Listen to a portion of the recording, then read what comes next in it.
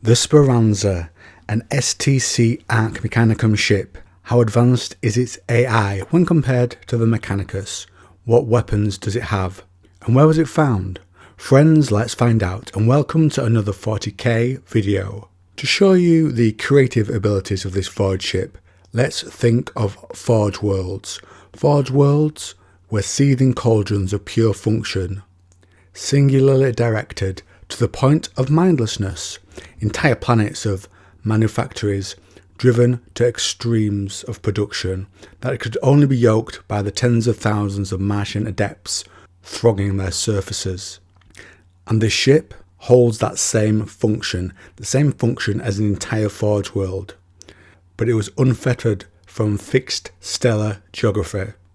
It was a Forge world, basically, that could travel the stars, a mighty engine of creation to rival the scale of those crafted in the golden age of technology. It had been found by accident. A little code bled from its seeping mind core into Kotov's data engines. He searched for what it was, and teams spent a century verifying the code footprint and realised what they had found: one of the legendary Arc Mechanicus. It had been buried in the steel bedrock of his Forge world for thousands of years, and Kotov saw the ship was not complete, and so why it had never been launched. The industry of the planet had been built around it. Kotov felt the ship had wanted to be found, and he had spent 3 centuries removing the structure from its hull, and 2 more to get it into space. There it had been finished and made void-worthy, leaving just its machine spirit to be awakened. This almost destroyed Kotov, and its violent birth was like a newborn lashing out.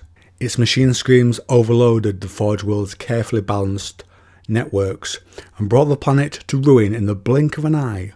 Hundreds of reactor cores were driven to critical mass in an instant, and the subsequent explosions laid waste to entire continents.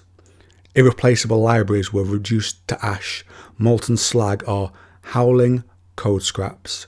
Millions of tanks, battle engines, and weapons desperately needed for mankind's endless wars were lost in the radioactive hellstorm. By the time the Speranza's birth rages had subsided, every living soul on the planet's surface was dead, and every surviving Forge irradiated beyond any hope of recovery, leaving a gaping shortfall in Kotov's production tithes. He had named it the Speranza, which means hope, certainly a desperate hope if his entire Forge world has been destroyed. Speranza, it is hope in a forgotten language of old Earth, Italian to you and me. The Speranza's mind swiftly became a gestalt entity woven from the assimilated spirits of all the machines that made up its superlative structure. And what that says to me is it was very advanced and could easily slip into the probably basic defences of the Mechanicum's machines. Even the great data engines of the adamant ciborium were little more than specks in the mass of its colossal mindscape, a linked hive mind in the purest sense of the word. In the heart of the Speranza, all cognition was shared in the same instant, and no purer form of thought existed. Now, what weapons does this beaut of a ship have? Let's look at this now. The flanks of the Speranza shuddered as a weapon system built into its superstructure ground upwards on heavy-duty rails. A vast gun tube rose from the angled planes of the Arc Mechanicus, like the great menhir of some tribal place of worship being lifted into place.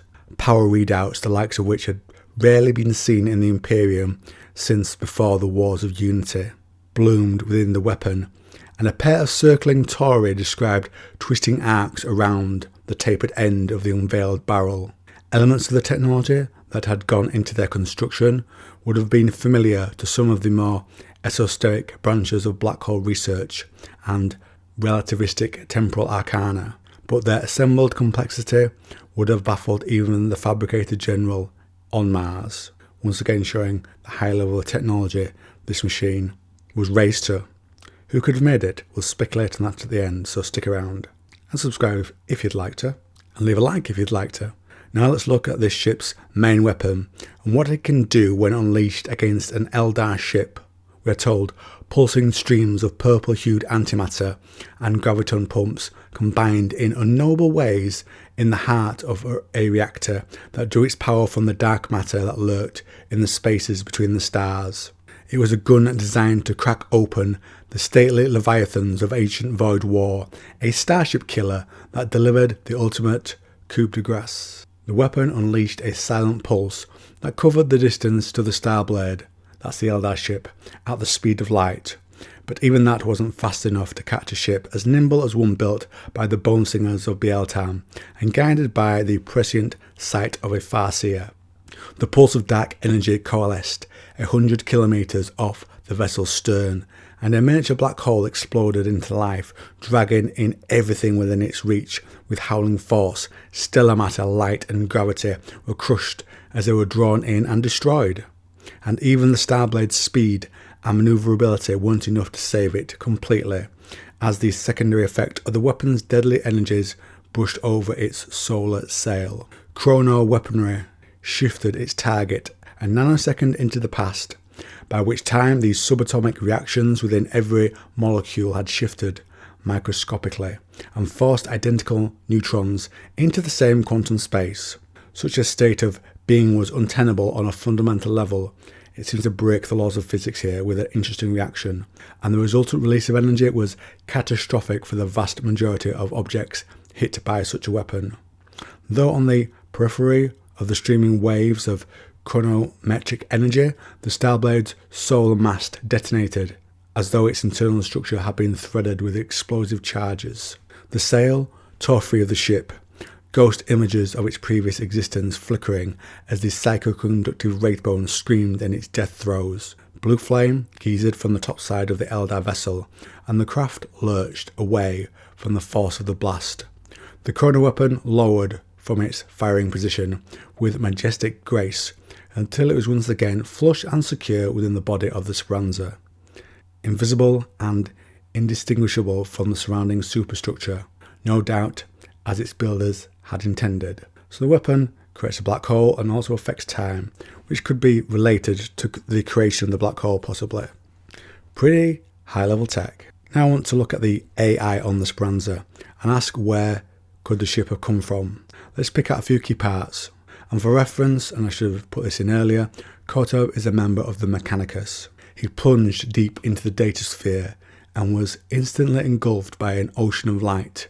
He saw systems flicker past his floodstream that were as alien to him as anything the most secretive xenotech might dream of in his fevered nightmares, and technological echoes of machines that surely predated the Imperium itself. Power generation that could harness the galactic background radiation, I assume that's what it moves with, the dark matter that was mentioned earlier, to propel ships beyond light speed. Weapon tech that could crack open planets and event horizon machines that had the power to drag entire star systems into their light and time-swallowing embrace. Perhaps the event horizon machine is the weapon that was just used, possibly? All this and more was stored within the Speranza. So because they are mentioned in this next section, who are the Men of Gold? You'll get the reference in a moment.